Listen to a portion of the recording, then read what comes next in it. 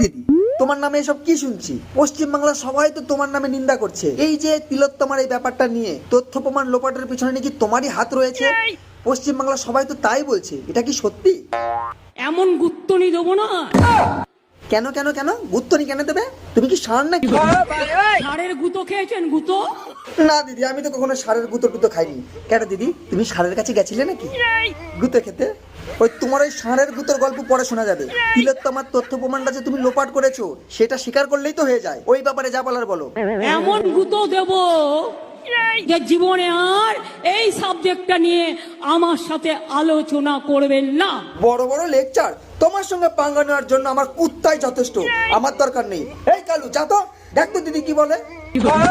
আমি বন্দুকের থেকেও ভয়ঙ্কর, আমি সুনামির থেকেও ভয়ঙ্কর, আমি টর্নেডোর থেকেও ভয়ঙ্কর, আমি তুফানের থেকেও ভয়ঙ্কর। কি করে